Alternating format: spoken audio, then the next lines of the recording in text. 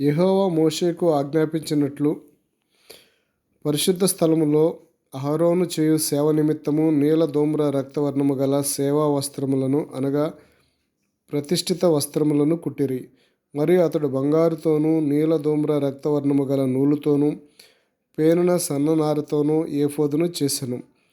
నీలధూమ్ర రక్తవర్ణము గల నూలుతోనూ సన్ననారతోనూ చిత్రకారుని పనిగా నేయుటకు బంగారును రేకులను కొట్టి అది తీగలుగా కత్తిరించిరి.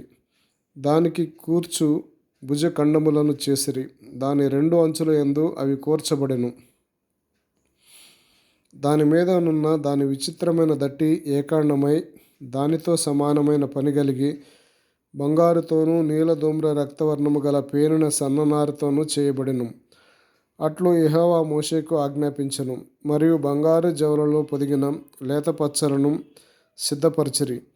ముద్రలు చెక్కబడినట్లు ఇశ్రాయేలీల పేర్లు వాటి మీద చెక్కబడెను.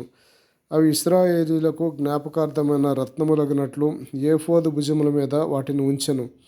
అట్లు యెహోవా మోషేకు ఆజ్ఞాపించెను. మరియు అతడు ఏఫోదు పనివలె బంగారుతోనూ నీలధూమ్ర రక్తవర్ణము గల పంక్తులతోనూ సన్ననారతోనూ చిత్రకారుని పనిగా పతకమును చేసెను. అది సచ్చౌకముగా ఉండెను. ఆ పతకమును మడతగా చేసిరి.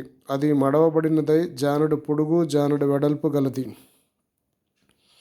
వారు దానిలో 4 పంక్తుల రత్నములను పొదిగిరి. మాణిక్య గోమేధిక మరకతములు గల పంక్తి మొదటిది. పద్మరాగ నీల సూర్యకాంత మణుగులు గల పంక్తి రెండవది. గారుత్మకతము యష్మురాయి ఇంద్రనీలమును గల పంక్తి మూడవది. రక్తవర్ణపు రాయి సులిమాని రాయి సూర్యకాంతమును గల పంక్తి నాలుగవది. వాటి వాటి పంక్తులలో అవి బంగారు జవలలో పొదిగించబడెను. ఆ రత్నములు ఇశ్రాయేలీల పేర్ల చొప్పున 12 ముద్రల వలె చెక్కబడిన వారి పేర్ల చొప్పున 12 గోత్రముల పేర్లు ఒక్కొక్క దాని మీద ఒక్కొక్క పేరు చెక్కబడెను. మరియు వారు ఆ పతకమునకు మేలిమి బంగారుతో అల్లిక పని అయిన గొలుసులు చేసిరి.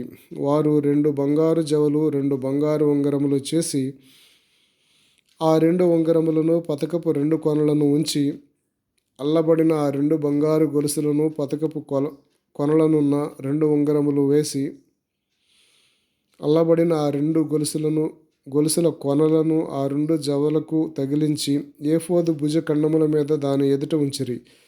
మరియు వారు 2 బంగారు ఉంగరములు చేసి ఏఫోదు ఎదుట ఉన్న పతకపు లోపలి అంచున దాని 2 కొనలకు వాటిని వేసిరి.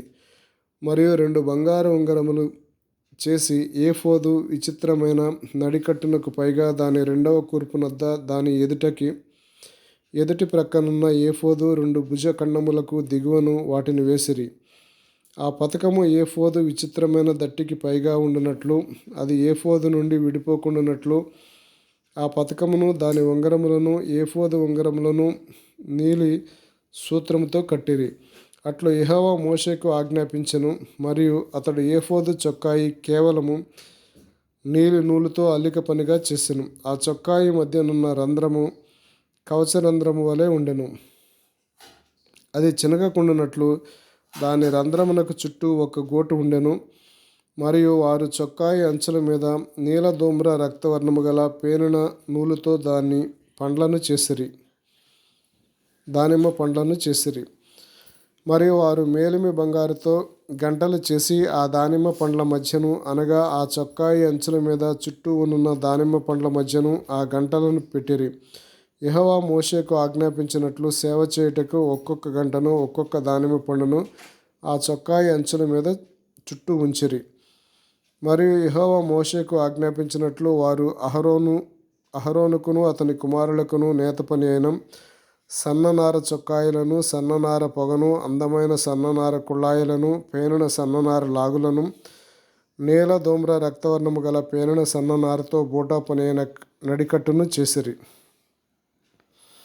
మరియు యెహోవా మోషేకు ఆజ్ఞాపించినట్లు వారు మేలిమి బంగారుతో పరిశుద్ధ కిరీట భూషణము చేసి చెక్కిన ముద్ర వలె దాని మీద యెహోవా పరిశుద్ధుడు అను వ్రాత వ్రాసిరి. యెహోవా మోషేకు ఆజ్ఞాపించినట్లు పాగాకు మీదుగా కట్టునట్లు దాని నీలి సూత్రమును కట్టిరి. ప్రత్యక్షపు గుడారపు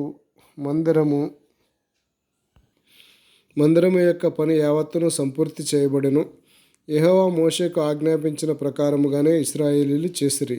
అప్పుడు వారు మందిరమును, గుడారమును, దాని ఉపకరణములన్నిటినీ, దాని కొలకులను, పలకలను, కమ్ములను, స్తంభములను, దిమ్మలను, ఎరుపు రంగు వేసిన పొట్టేళ్ల తోళ్ల పైకప్పును, సముద్రవత్సల తోళ్ల పైకప్పును, కప్పుతెరను, సాక్ష్యపు మందసమును, దాని మోతకర్రలను, కరుణాపీఠమును, బల్లను, దాని ఉపకరణములన్నిటినీ, సుముఖపు రొట్టెలను, పవిత్రమైన దీపవృక్షమును,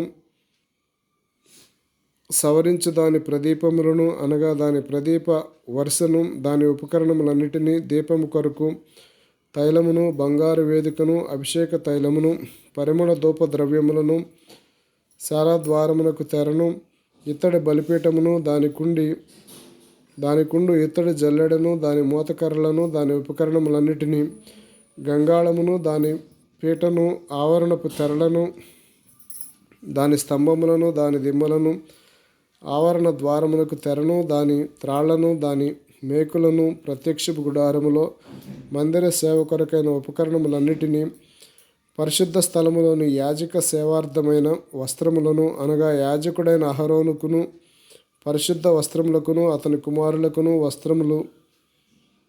వస్త్రములను మోషే యొద్దకు తీసుకుని వచ్చిరి. యెహోవా మోషేకు ఆజ్ఞాపించినట్లు ఇశ్రాయేలీయులు ఆ పని అంతయు చేసిరి. మోషే ఆ పని అంతయు చూచినప్పుడు యెహోవా ఆజ్ఞాపించినట్లు వారు దానిని చేసిండిరి. అలాగునే చేసిండిరి గనుక మోషే వారిని దీవించెను.